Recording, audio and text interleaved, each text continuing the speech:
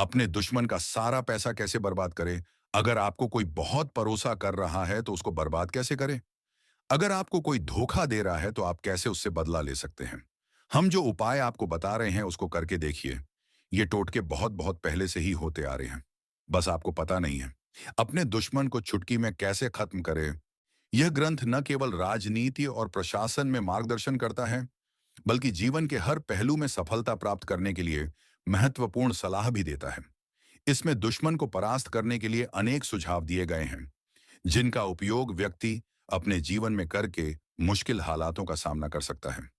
आइए जानते हैं चाणक्य नीति के कुछ ऐसे प्रमुख बिंदुओं के बारे में जो दुश्मन को हराने में सहायक हो सकते हैं।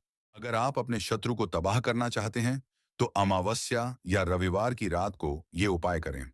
दक्षिण दिशा की ओर मुंह करके बैठें और अपने सामने काले रंग के वस्त्र के ऊपर मां काली का चित्र लगाएं। मां काली का पूजन करें और पूजन की समाप्ति होने पर एक नींबू पर सिंदूर से अपने दुश्मन का नाम लिखें। इसके पश्चात रुद्राक्ष की माला से क्रीं क्रीम शत्रु नाशिनी क्रीं क्रीम फट मंत्र का 11 बार। चाणक्य नीति के अनुसार धैर्य और संयम का पालन करना सबसे महत्वपूर्ण गुणों में से एक है। जब आप दुश्मन के सामने होते हैं, तो अक्सर आपके सामने चुनौतियां और कठिनाइयां आती हैं। इन परिस्थितियों में धैर्य और संयम बनाए रखना आपको सही समय पर सही निर्णय लेने में मदद करता है। बिना सोचे समझे किया गया कोई भी कदम नुकसानदेह हो सकता है। इसलिए धैर्य और संयम से काम लेना हमेशा फायदेमंद साबित होता है। चाणक्य नीति में कहा गया है कि दुश्मन को हराने के लिए उसकी कमजोरियों का पता लगाना अत्यंत आवश्यक है।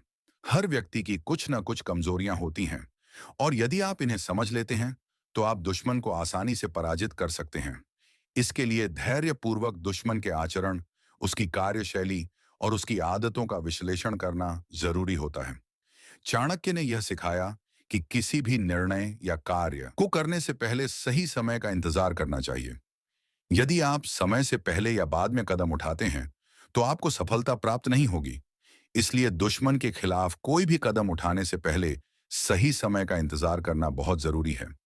सही समय पर किया गया कार्य सफलता की कुंजी होता है। चाणक्य नीति में यह स्पष्ट रूप से बताया गया है कि कभी-कभी दूसरों की मदद लेना भी आवश्यक होता है।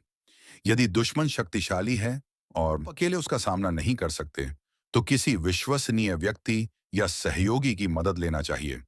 इससे न केवल आपकी शक्ति बढ़ेगी, बल्कि दुश्मन को हराने की आपकी संभावनाएं भी बढ़ेंगी। चाणक्य नीति में कूटनीति को अत्यधिक महत्व दिया गया है। यदि आप सीधे युद्ध में दुश्मन को परास्त नहीं कर सकते, तो कूटनीतिक तरीकों का सहारा लें। कूटनीति के माध्यम से आप दुश्मन को कमजोर कर सकते हैं या उसे आपके पक्ष में कर सकते हैं।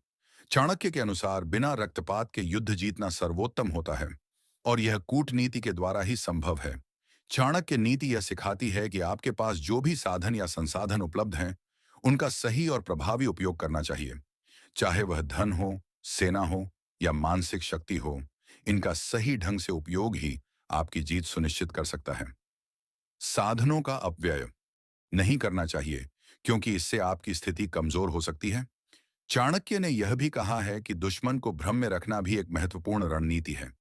यदि दुश्मन आपकी योजनाओं और इरादों को समझ जाएगा, तो वह आपको परास्त करने का तरीका खोज सकता है। इसलिए अपनी योजनाओं को गुप्त रखें और दुश्मन को हमेशा भ्रम में रखें कि आप क्या करने जा रहे हैं। चाणक्य नीति में यह भी कहा गया है कि किसी पर भी अतिशय विश्वास नहीं करना चाहिए, खासकर जब आप दुश्मन के सामने होते हैं।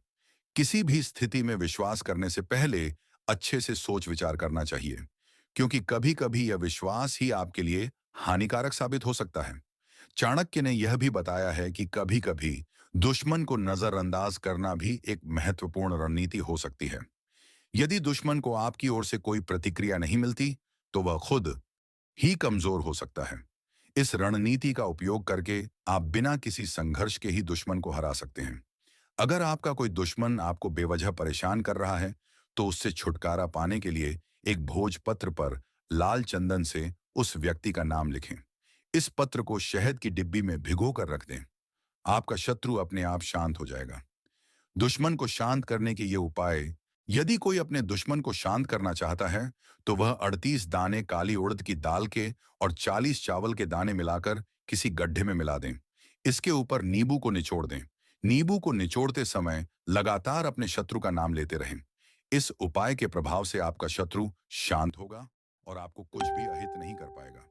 अगर कोई आपके पीछे पड़ा हुआ है और कैसे भी आपका अहित करना चाहता है, तो नियमित हनुमान जी को गुड़ या बूंदी का भोग लगाएं। इसके अलावा हनुमान जी को प्रसन्न करने के लिए हनुमान जी को लाल रंग का गुलाब का फूल चढ़ाएं और बजरंग बाण का पाठ करें। दुश्मन कर रहा है परेशान तो करें ये उपाय। कभी कभी जीवन में कोई ऐसा व्यक्ति मिल जाता है जो बस दिन रात आपको किसी ना किसी तरह परेशान करने की सोचता है। ऐसे व्यक्ति से छुटकारा पाने के लिए मंगलवार या शनिवार के दिन हनुमान जी के मस्तक के सिंदूर से मोर पंख पर अपने शत्रु का नाम लिखें। इस मोर पंख को अपने घर के मंदिर में रखें और सुबह उठते ही बिना नहाए बहते हुए जल में प्रवाहित कर दें। इस उपाय से शीघ्र ही आपका शत्रु शांत हो जाएगा। अपने शत्रुओं के नाश के लिए शनिवार की रात को 7 लौंग लेकर उस पर 21 बार अपने दुश्मन का नाम लेकर फूंक मारें। अगले दिन रविवार को इन 7 लौंगों को जला दें। यह टोटका लगातार 7 शनिवार तक करना है। इस टोटके से किसी व्यक्ति का वशीकरण भी किया जा सकता है। इस टोटके से आपका शत्रु भी शांत रहता है।